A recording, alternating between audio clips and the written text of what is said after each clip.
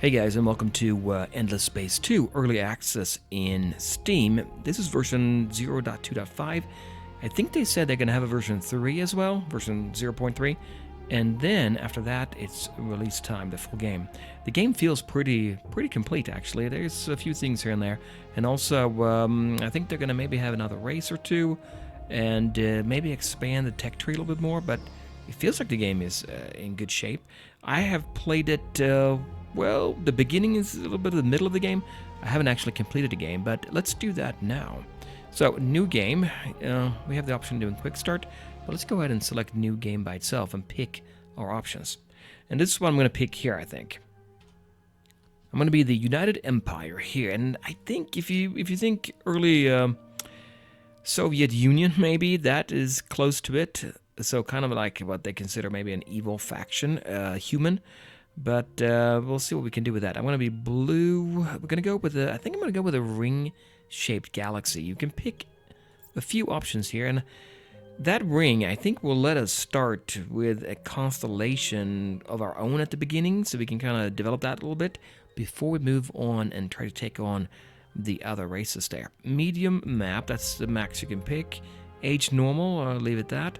Number of constellations, few, and I think that impacts how you start, if you're by yourself or not. 6 competitors, that's the max. Normal speed, hard, yeah, let's go with hard. There's normal all the way up to, what is this, endless? No, not the first time, right? I'll go with hard now. And that looks good. So we're going to be United Empire. There's also the Cravers, Vodiani, Lumeris, Sophons, and Horatio. We'll just dig into them as we get to the game. So let's just start up the game now. There's a few more advanced options here, but let's not mess with them right now. And we'll see what the United Empire is all about. So we're going to get a little introduction here. If you want to, you can go ahead and skip. It's going to be kind of a background story on the United Empire. Under the visionary leadership of Emperor Zelivus, we have become a proud and powerful nation. It is time to rise up, grasp our future, and seek our destiny among the stars. Imagine the future that we can build.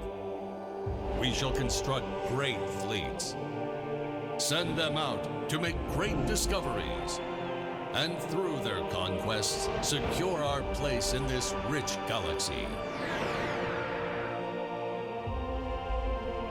We will discover new sciences and new life. We will greet new peoples and turn them into new patriots. Together, we shall leave our mark on history. For together, we can become anything our hearts desire. Whatever the cost, whatever the effort, let us not shy away from the greatness that is our birthright.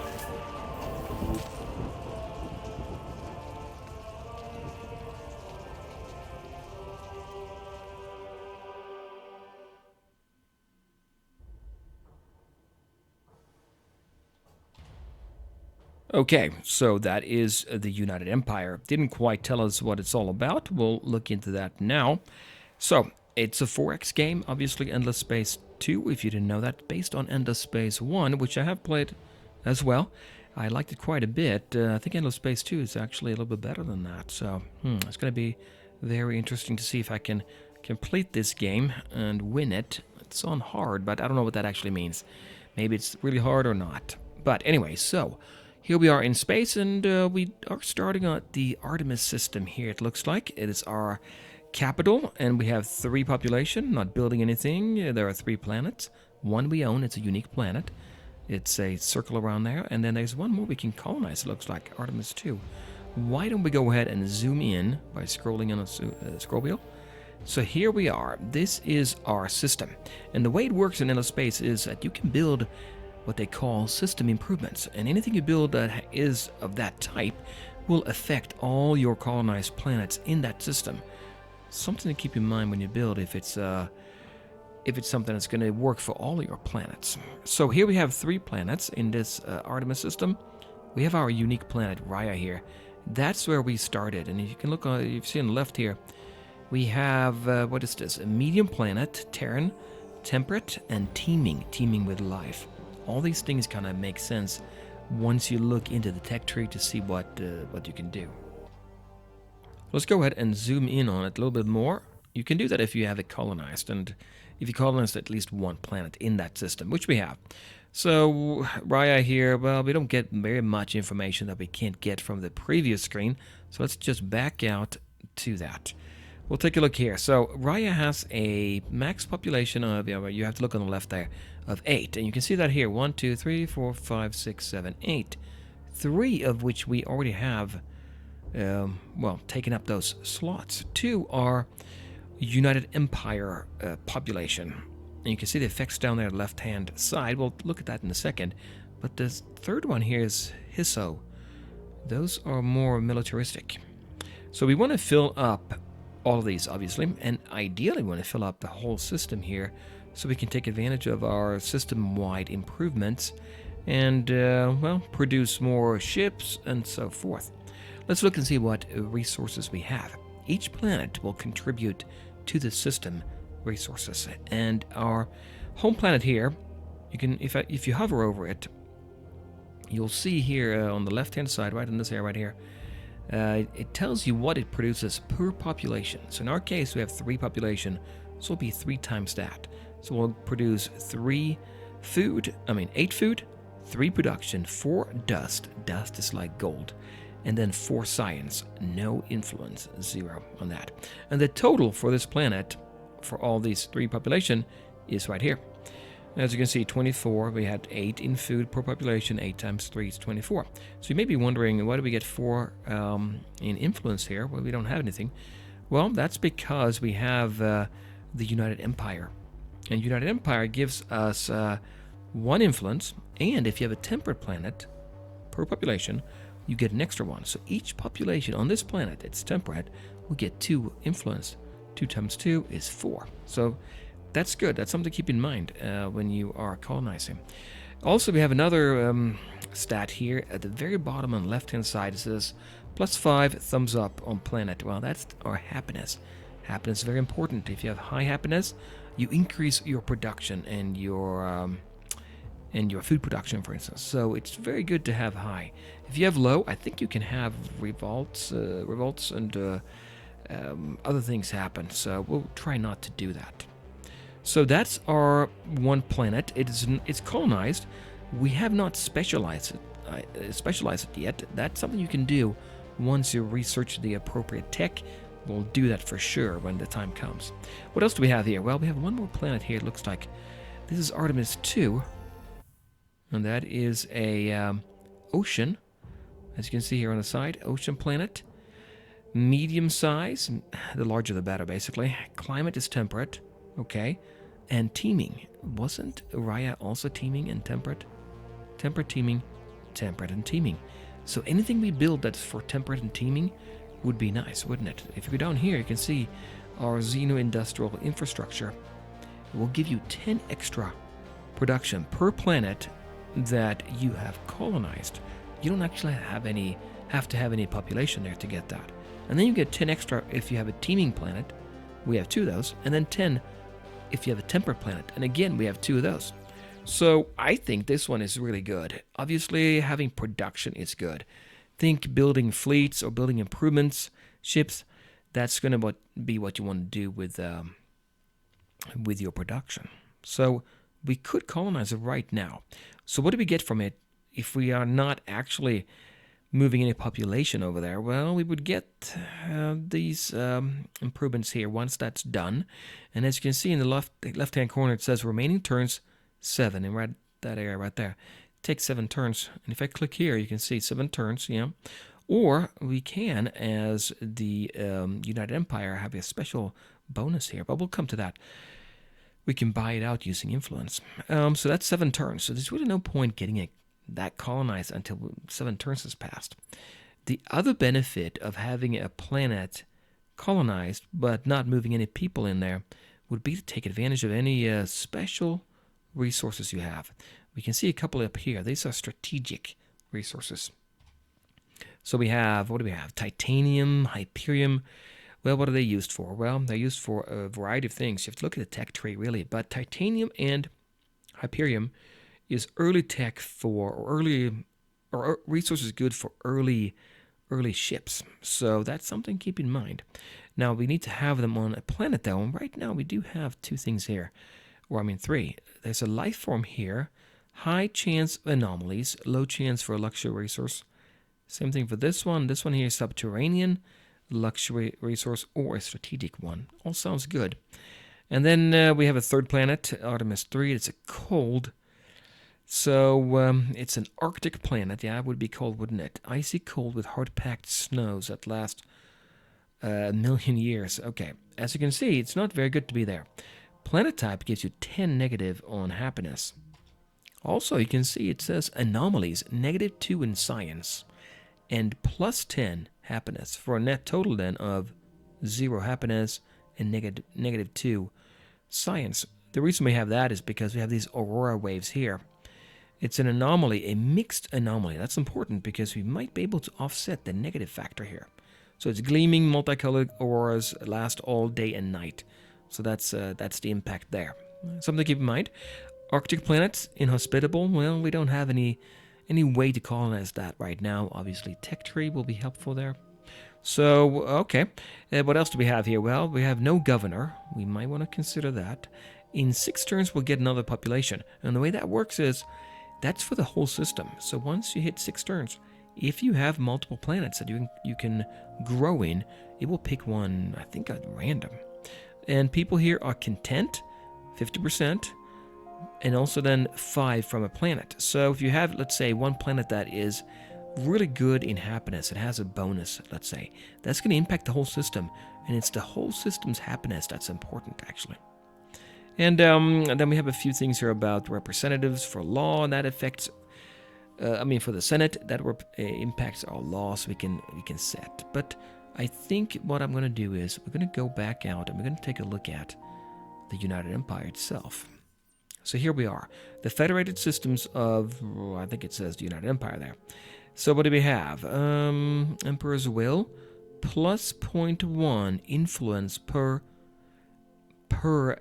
production spent. So when we build something, we get more influence out of that. That's going to be very handy. Remember I said you can buy out something you're building and make it go quicker. United Empire, okay. Empire traits, here we go. This is going to be important. Diligent workers, +1 production per population on planets.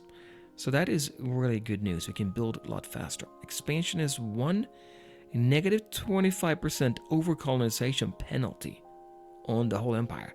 So normally, as you can see here, we have, I think what it relates to is this here.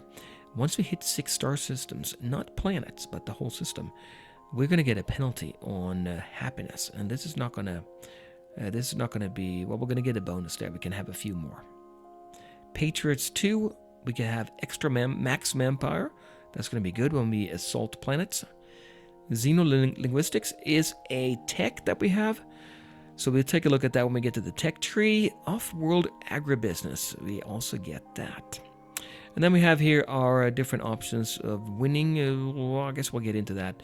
I haven't honestly not looked at that too much. Remember, I haven't actually finished the game, so take my words with a grain of salt, okay? But it's going to be pretty self-explanatory, I think. We can take a look here down here, too. There's going to be a score, so we kind of keep track of it that way. We'll see how it goes as we move on with the game. So that's up here. And let's go to the next one. That would be our Senate. And Senate, well, it kind of tells you how things are, in which direction we are moving. Anything you do in the game is going to have an impact on certain aspects of your population. So the industrialists, you have the scientists, you have pacifists, ecologists, religious, and militarists. And so let's say we build a lot of ships and military stuff, then we're going to get a lot more of them. And if we do that, their power is going to grow, and then we can get more laws that pass that's more military. So yeah, we'll take a look at that when the time comes. It's I'm not 100% on it yet, exactly how to best play that, but we'll see. Right now we have one law, dust windfall, 25% of industry, looking at the left-hand corner there, 25% of industry spent for building system improvements is converted into dust. Remember, dust is the yellow thing there, that's the money. So that's good. So if we build the improvements system-wide, we get that back into dust. We have one more option here to vote a law. And as you can see, we have a few of the military ones. Mainly, we have the industrial ones. And that is because you can see the breakdown here. More industrialists are in the Senate. So we could pick something else, but I have looked at these. And if you look here, we get more production, but we also lose happiness. And happiness is really, really important. Here we get less production cost for a ship, but less health on core system. And also notice all of that cost influence. So right now we don't have very much influence. We have 0. We're making 11. So we're going to have to wait a little bit here. Okay, let's move on to the next one. Here we can see our systems in the middle here. Just a snapshot, what we said before. It's like the total for all the planets in that system. There's no hero assigned here, no commander for the system. We have our happiness, 55%, and what we're producing every turn. So that's good. We have 3 population. Take 6 turns to get another population. And it will be of type United Empire. And by the way, let me explain what this works here. You see that blinking? That means there is a curiosity, they call them. Something you can investigate. If it is a full circle like that, white, that means there's a planet we can colonize, but we haven't done it yet. If it's a circle like this that's outlined, that means it's a planet that we can't yet colonize. I believe every planet in the system, in the game, can be colonized. Eventually, once you have the right tech. And then on the right, we have a unique system. Well, you can see that by the fact that the unique is the circle around the filled circle. The filled circle basically means we own it, and it's blue.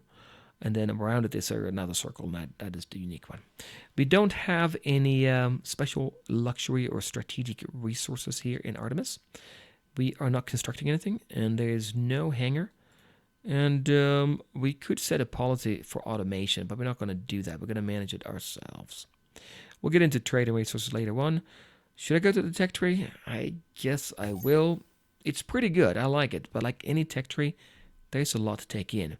First thing to notice, the yellow lines are good. That means if you go from here to here, you get a reduction in the science it costs to do that. I believe that's how it is. And then we can do this here, actually. Facilitating tech, that's right. And then red means if you pick this one, I can't pick this one over here. So now we can go ahead and zoom in, obviously. But before we do that, let's take a look and see what we have. Here we have, well, let me go to zoom in one time. Military section. So there's all military stuff here. Economy and trade in this section here. Science and exploration down here. And empire development here. We'll see what that means. I'll take it piecemeal. I can't go in and explain all of them. By the way, I don't even know all of them. I know a few, the ones I've started with. The way it works is you start in level 1. That's this area right here. When you want to move up to level 2, you have to unlock, it looks like 1 here. Go to level 3, unlock 2 more of the level 2s. Or level 1 included, I'm not sure, but at least 2 techs you need to have those unlocked. These gray areas are special missions, deeds, that you can get once you unlock.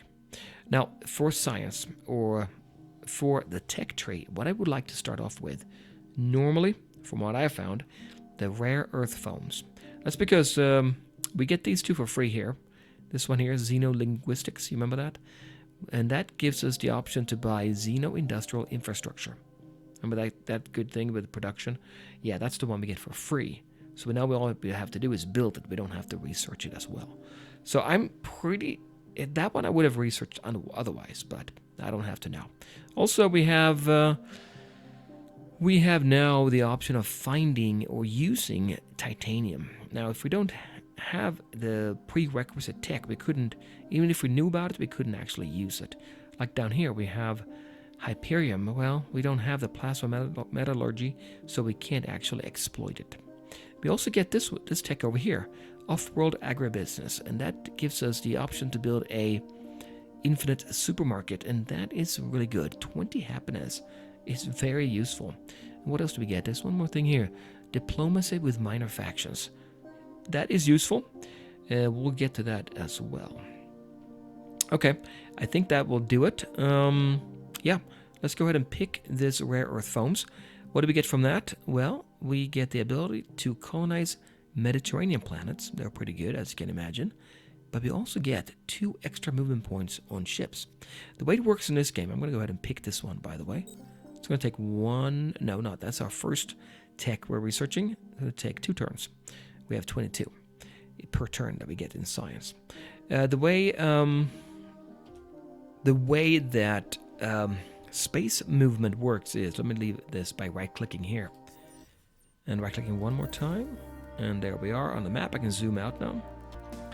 So the way that works is that you move in space lanes. And until you have researched a certain tech, then you can move freely, well, more freely in space. So right now we're limited to these white lines. We don't know anything about space, really. We just know we're right here in Artemis, not producing anything. And if I zoom out a little bit more, I think I get to see the name of the constellation. Remember we said we wanted few of them? Perseus. Okay, so it's going to be a group of stars here. Systems that we can maybe colonize, hopefully without having any of the other major races involved. You can see them all there. Okay, yeah, so what should we do when we start out the game? Well, what do you actually do? Well, we have a couple of fleets here. We have 2 fleets here. We have the First Heroes Navy and the First Patriots Navy. Important to look here what the ship is actually. That would be a patrol ship, and that is, if you hover over that, exploration type, small, rookie skill, nothing much to write home about. It does have a couple of probes on it. You can see that 2 out of 2. We can use those. And the second fleet is a settler. So we can basically take that and create a new outpost. Not a full-fledged system control, but an outpost in a new system. So we'll probably do that. Now the question is, what do we do right now? Well, we have a couple of options. If you notice here, we have 3 anomalies, not anomalies, but 3 curiosities. It's always good to look at them. Now, do we need to do it right away? I kind of want to do it. I don't want to leave the system. Well, what I'm thinking is this. If I leave the systems and we have another player come in here and then scout these out, I don't get the benefit necessarily. But on the other hand, we're in a ring map, and I know in the ring map you get these constellations that are not directly connected. You have to warp out between them. So maybe I have time to get that later. Remember, to take advantage of them, I have to colonize this, but I'm waiting for 7 turns here. Well, actually, I didn't pick that yet. For 7 turns, I'm going to do the Xeno-Industrial Infrastructure. If I do the colonization right away, well, I can just go ahead and pick it now. 9 turns, so I could do it there. It takes 3 turns. Now think about it, maybe that's what I should do, because if I were to find some titanium here, titanium will give us a boost to, I think it is science or production, either one of the 2, for every population we have. And also, well, we don't have any population right away, but also it will give you titanium, and that would help, that would increase every single turn. And as you will find out, as you improve your system, you can do what's called a system improvement, and that would take a lot of a special resource. Even if we want to pick titanium, we could. So maybe it's good to get started on that. I'm tempted to do that. So maybe we'll build a colony right away. Yeah, let's go with that. So if we do that, then I want to explore here first. So let's go ahead and take our patrol ship. And don't take a probe to send it away, but instead let's explore and start an expedition. So we'll go ahead and pick... I must say there's an error here, I think, in the game. It says high chance anomaly. I have never found an actual anomaly, except for the ones you get when you start the game. Like this one here, that's an anomaly. I always find luxury resources or nothing. So we'll see what I get this time. My bet is we're going to get a luxury resource out of this, or a strategic resource. So we'll see. Here we go. There's our probe. What do we get? There we go. We get a luxury resource. We got super spuds. You can see here on the left side what it's all about. It gives you 10 extra happiness on the planet, and for every population, 2 more food. So 10 more happiness on the planet is good news, because once we colonize, that will add to our system-wide happiness, and it's always good to have a lot of happiness. And we also got some loot, 5 super spuds. Let's go ahead and take a look. Well, before we do that, apparently we have a mission. So there's quite a few quests here in the game, and this is the first one. Let me read this one at least, and then we'll see in the future. You can read it yourself. As your fleet, First Heroes Navy, and that will be the patrol ship, orbits the system, a strange blip appears on the radar. Your crew watches in amazement as an ancient passenger ship of some bipedal species origin passes right across your fleet sensors. Further scanning reveals that it's an antiquated generation ship, a sublight craft inhabited only by cryogenically preserved pioneers. Now we get an option here. Let them be, let them just pass by. We get more pacifists, or we interfere. If we do that, we can't move for 3 turns. The way to see it here is that means this arrow means movement, so we get 0 movement on the First Heroes Navy for 3 turns. I'm going to do that because I have a feeling we can find something good about that. Alright, done. This is okay, I think, because we're going to spend some turns now doing, checking out these anomalies, these curiosities here. As you can see, we have one more probe or expedition we can send out. I'm going to send that out to the next one. Let's see what we get. Fingers crossed. I want to get something out of it. Yes, we did. Another luxury. Red saying. So what is that all about? A red spice. We get 1 extra food per population on the planet and 2 extra dust. Remember, this is all for that ocean planet that we looked at. We also got some loot. 5. And so that's good. What do we say here, by the way? How many a turn of the super spuds do we get? Well, it's a poor resource deposit. You can see that down there. 1. So 1 per turn of that. And then there's an average of the red saying. That's good news. Let's take a look at that and see what they actually look like when we go to the trade and resources. That's where you see the actual luxury resources. Red saying impacts food. And remember I talked about the system-wide development upgrade? Well, that's that right here. Once we can do that, it will give you 50 food per turn on the system where it's used. So that would be good. And this one over here, super spots, that gives us a 10% construction buyout reduction and 10% ship buyout reduction. Buyout for us means we're using influence. Okay. So we'll see what we'll do with them. But meanwhile, they're going to be increasing here. This is going to go up, you see there, production per turn, left-hand corner, +0. That's because we haven't colonized yet. Once we do, we're going to get that, I think it was +2 average deposit. And then super spuds, +1 per turn. Okay, so that's good. I'm going to right-click and leave that. And we have a few markers here. Something happened. New luxury, yeah, we know about that. We can use it on the upgrade. Yeah, we figured that out. And then there's another one. Yep, those 2. What else do we have? Well, we have these from the beginning. Hero recruited. So here he is. Dmitry Lenko has joined our empire. Heroes can be used to manage a system or can be fleet heroes. Let's go ahead and take a look at him. We'll do hero management. Yeah, here he is. He's level 1, no XP yet. He's a senator. Okay, so for his political party, so he's industrialist. Okay, and he's a counselor. That's the hero class he is, and we'll see what that means. It gives you options what you want to do once you gain experience. And these 4 are the types of things he can improve in: wit, labor, command, and wanderlust. They all affect different things. Let's go ahead and take a look and go to the inspect. So we can see here he has a ship. If he is assigned to a fleet, then he will use this ship. It's a small hero ship, not bad. But over here, this is what I want to do, I think. Let's click on that. Here is what he can do. Looks intimidating, but don't worry about it. Right now we're at level, well, we have 0 points. He's level 1. So once you gained enough XP to go up to level 1, we'll get another 1 skill point. And then we can pick something in the inner circle here.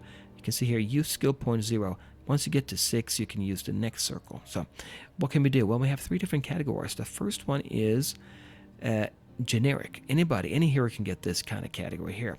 This one here is because we are United Empire. They have certain options. And then the final one is because he's a counselor. And the one I want to pick here, I think, is the Rousing Orator. +2 influence per population on planet. That's the one I want next, once he goes up in the experience there. But remember, our influence is really good. If we get that, we can buy different improvements and ships, a lot of stuff with influence. We don't have to spend production and weight. We can just go get it. All right, but that's for later. Right now we have 0 skill points, so let's get back out of this. I am going to go ahead and pick him though and say assign to system. We only have 1. Is it here? Yeah, there. And we're going to say confirm, and we can take a look now. If we zoom in, out there he is, and he will give us a bonus. Basically, how much? Well, we didn't look at that very much. We click here again. You can see here, plus 5% production on the system. All right, let's go back and see. If you hover over the production, we get from colony base. Well, I'll tell you what that is in a second. The planet itself, well, it's because of population on it. From our federation, that's United Empire, and then from the hero, 1.8. Where's that colony base coming from? Well, if you want to know what you have already developed in the system, so in our case, once we do the Xeno-Industrial Infrastructure, it will be available in the already produced section, and that's accessible here. And we already get 2 things for free. Galactic HQ, well, it's our first planet. Gives us 5 influence, bottom left corner, 10 science, 25 dust. Then we also have a colony base. It's a regular base. It's like a level 1. Then the next one after that will be, I can't remember what it's called, but it's an improvement. So from that we get 2 influence, 40 food, 25 production, and 10% food is converted above the normal. Is converted to, you see those 3 people? That's manpower. Manpower is used when you invade other planets or you defend against an invasion. So we'll look at that later, I think. Okay, so let's close that. That looks good. So now what have we done? Well, we've decided to build a more infrastructure, more production. But before we do that, let's go ahead and colonize. Sounds good. We got figured out 2 of these special things. So you can see we get 1 super spot per turn and 2 red sang once we actually colonize, which will happen in 3 turns. Then we have a few things here we can actually go ahead and improve later on. That's what we decided to do here. And then our ship, well, we have our 2 ships here. What do we do with them? Since I already used my probes here as expedition, there's a cooldown of 2 turns. He can't move either, so he's going to have to wait. Okay, then I'd say we'll probably take the settler and take a chance. Let's go ahead and zoom out. If this is a ring right here, I don't know if it matters a whole lot. I think we have a constellation in roughly this area here. We're just going to pick something and hope it's not too far away. I think it's going to be pretty far away, but anyway, what you do is you select your fleet, then you right-click on the hyperlane. Where was it there? So I can hover over it here. Hover over that one. Which one do we do? Can I do this one? Looks like that one is locked. Oh, well, let's go ahead and pick maybe this one over here. There's our first fleet there, settler. It had 4 movement. You can see right there. Now we have 0. And he didn't find anything. Well, it's farther away, apparently, there. Okay, let's see. This one we can get rid of. We've done that. What about this here? Here is our backstory a little bit. It's a time of great peace and prosperity for the Empire. Usurpers have been vanquished, disagreements resolved, wars ended. The Empire is truly united. And it's time for us to make to the stars. What is this one up here? Okay, that it talks about what we get. Yep, we know that already. And that will be enough for turn 1, I think, right? We can also look at our quests. We don't have any yet. Look at that later. That's our leader, our ships. So let's look at the ships real quick. Here is the information about the ships and troops, actually. We have 2 fleets. We knew that. We know of 2 ship designs. I can go ahead and select one and say edit. Down loud. Alright, that's what that one looks like. We can rotate it. Looks nice. We can add to it. We can modify it if we want to. We have a slot available here, slot there. But the cost will go up if we do that. Don't think I'm going to do that yet. Once we get more types of ships, we can build more and expand on them. So that's good. Over here we have the different land-based units, and we can go ahead and manage them. It looks intimidating here. I haven't actually done an invasion myself, so a little bit shaky on the details. But basically, infantry is your basic land unit. Then you have armor, then air. Rock, paper, scissors kind of. Armor will beat infantry, air will beat armor, and then infantry will beat air, but they have fewer hit points. Yeah, you can see how that works, right? We'll see what we'll do later. But in order to use them, we need to bump up our manpower. Our max manpower is 375, empire-wide. Right now we have 0. We're making 6 per turn. But you have to keep in mind as well that each system needs to have manpower. This one is maxed out. That's good. That means everything we make now is going to be moved up into the empire-wide manpower. But if we were to colonize another system, then we would have to start pumping in our manpower to that system before we can use it to improve our empire-wide. And empire-wide manpower is used to attack other planets. But I think that is it. We're going to go ahead and go to the next turn, right? Yeah, let's do that. Am I missing something? I always think I'm missing something in these kind of games, and I'm sure I am, but let's just go ahead and get to the next turn. And here we are. It's moving along. Turn number 2, and yeah, there we go. We didn't see anything. So nobody moved here.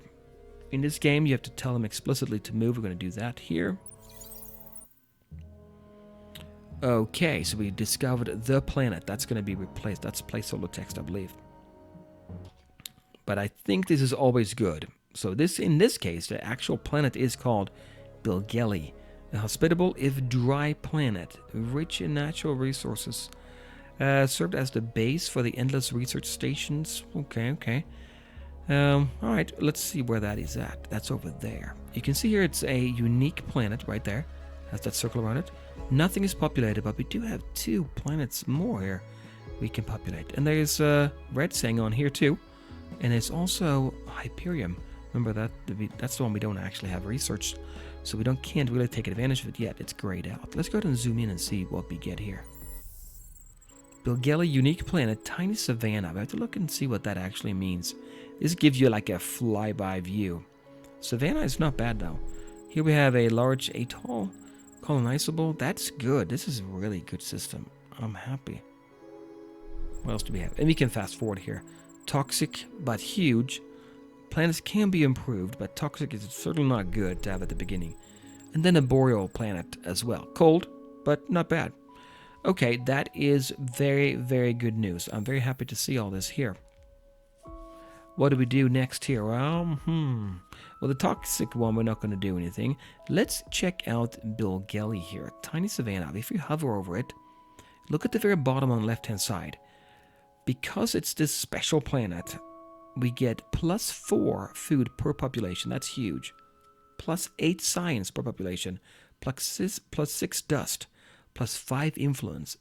But -5 happiness. That is a fantastic planet. Not very much production, but I can live with that. You know, we need to figure out how to colonize Savannah. And if you look on the left-hand side, it says in red, inhospitable, missing technology, baryonic shielding. Baryonic shielding. Savannah. I think Savannah is down here. If I remember. Yep, that's the one. We're going for rare earth foams right now. I'm very tempted to go up and get this one next. It takes 67. We have 22. It's going to take us a couple turns. I hate to have my settler just wait. We have other options here. Neckar 2 already has Red Sang and Hyperion on it. It can't go wrong. This one is good. If you look at it, 9 in food. Food is important because that impacts how fast you can go from an outpost to a base. And if you get an outpost, you want to do that quick, because if somebody else moves in, they can take the system from underneath you. Whoever gets the first base, the real planet that we have in the other system, they get the whole system. So while you have an outpost, you're competing for that, basically. So let's go ahead and maybe create an outpost here. This one is the other option, but not as good. Now let's go for this one. All right, there we go. And now we have the system. Well, we have an outpost in the system. And as you can see, it's not a fully colonized system. Other rivals can come in here and create an outpost on somewhere else, on Bilgeli, for instance. That would be bad. So what we want to do is we want to quickly get that into a base. Now, how long will it take? 22 turns. We get 14 food per turn. We need 300. What can we do to improve it? Well, we can greener grass, absorb 10 food from each turn from opponent's outposts if we use manpower. There's no outpost here for somebody else. Can't do that. There's also food, dust, which is money, or influence. Influence is good for us because we are producing quite a bit, 11 per turn. However, what that means is we're sucking people from our other systems, specifically the one we have already. I'm not sure I want to do that. That's a good system. If we spend money instead, then we just automatically get more food. Food will improve this a lot. So we need 150 dust. Maybe we can do that. We're only gaining 4 right now. We'll see if we can find some other ways to do it. Otherwise, it will take 22 turns. Okay, so that's good. So now we have only the 1 fleet left. That's our patrol ship. Once he's done, he might want to head over here because... did we not have... Yeah, we have 1 life form here. These are really good, by the way. You always want to look for these, especially on planets that you want to colonize. There's another one over here, subterranean. Bulgaria doesn't have any. This is not a bad planet at all. I mean, without Bulgaria. Bulgaria is by itself is great too. We want to pump our efforts into this for sure. Okay, so I'm over time here, but yeah, we'll see how it goes. Hopefully you guys have liked it. It's a good game. We'll get into it more. And we'll do more next time. So join me then with more from Endless Space 2. Bye.